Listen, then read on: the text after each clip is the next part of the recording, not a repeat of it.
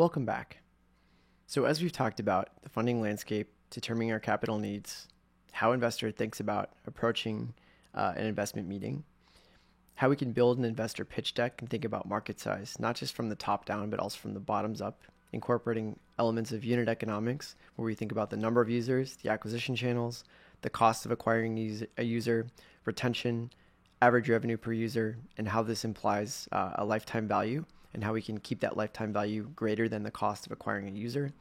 But really, let's talk a bit more about market size in the context of how venture firms or how investors are going to think about the size of the market and how it's going to fit into the deal or the way that they approach making an investment. So what we're going to talk about right now is what moves the needle on a fund. So what this is informing is based on the size of your idea, based on the size of the market, not just the top down, but the bottoms up way of approaching it. How are you going to be able to get to a scale or a stage where the potential for the company that you're building jives with the scale of the outcome that the venture firm that you're speaking to is interested in hearing about? So what this means is that, no from an investor is not always a no. It could be that for the scale and size of the problem that you're addressing, you're just pitching the wrong part of the capital pipeline. So it's important to have context around what moves the needle for a specific type of fund. So zooming back to lesson 1, we talked about the capital pipeline. Now within this, we talked about institutional capital being seed capital, typically funds that were around 50 million or less, where they were writing the first institutional check, sometimes between $250,000 and $1 million. And the second group that we talked about, which were venture capital firms, typically a little bit larger, typically around $100 million funds to about $1 billion, writing sort of the second checks in Series A to growth equity, usually from about $3 million to perhaps $50 million in size. So thinking about these two different types of investors and what moves the needle or what drives the returns that keep their business models working. All funds are different, but the basic mechanics and the basic decision making are actually quite similar across all funds. So it's very, very important that we just know kind of what their incentives are and we pitch to the right part of that capital pipeline. So what we're going to do is think about this through a couple of different exercises. So as we mentioned before, funds have portfolios or a number of invested companies. And in order to earn a return for their limited partners, the university endowments or pension funds who they borrow the money from over a 5 to 10 year time horizon, they are fiduciaries, meaning they kind of owe it to these limited partners to do the best that they can to provide the most ample returns that they can.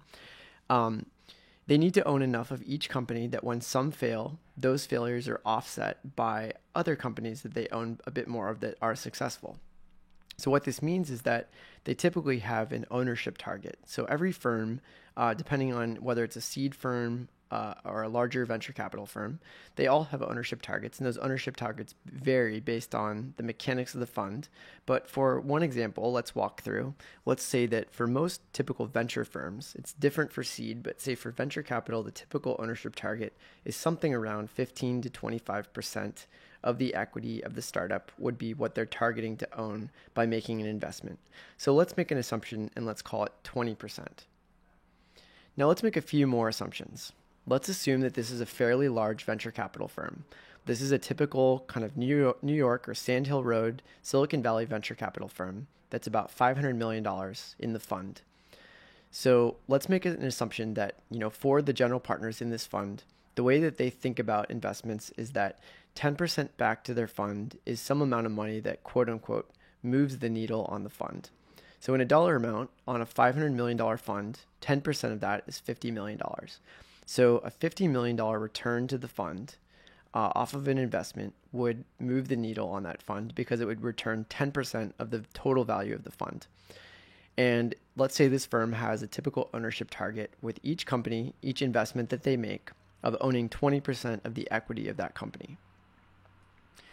So if $50 million moves the needle and the firm owns 20% of a company at exit, at the sale or the IPO of a company, What that means is that the company's sale at exit must be $250 million or greater for that VC firm, given that they own 20%, to get back $50 million, which would be 1/10 of their $500 million fund and move the needle.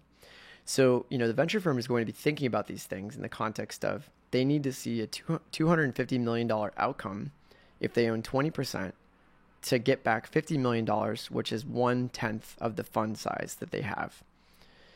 So, this is sort of the calculus that they're running in the back of their head as you're going through your deck and pitching to an investor. They're thinking about the market size. They're thinking about what moves the needle on their fund. They're thinking about their own business model and what it's going to require from an ownership standpoint and from a market size standpoint to really drive the returns that make their model work.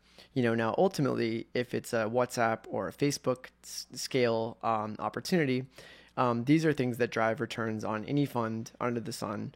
But again, these are major outliers. And so in the typical calculus, as a venture investor is thinking about a deal, they're thinking about some of these mechanics.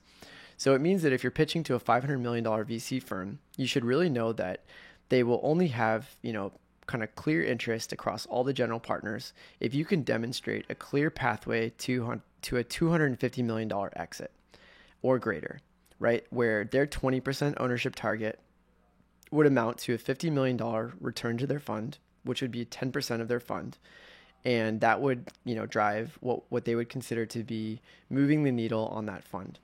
So this is sort of the cold, hard truth of how venture mechanics work and why they're always positioning for fairly large outcomes. So let's make a few more assumptions. Let's think about, if there are comparables in your sector. So there are other companies that have done this before and what those companies' exit multiples were. So if we found a company that was kind of similar to what you're doing, how much revenue did that company have when they sold or when they went public? And, let's make an assumption that there's an exit multiple of 5 times revenue.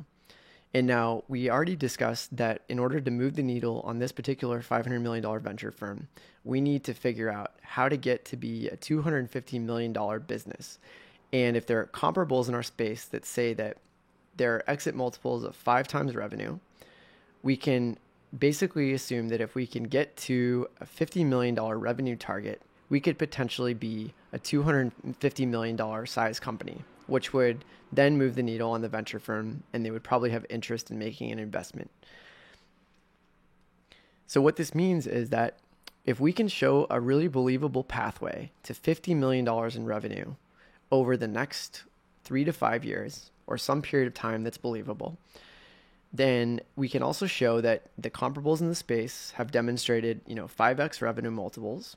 We believe that there is sort of a $250 million possibility here, which the venture firm can interpret as being, if they own 20% of the company, they could potentially receive $50 million back to their investment, back to their limited partners, and this would return 10% of their $500 million fund.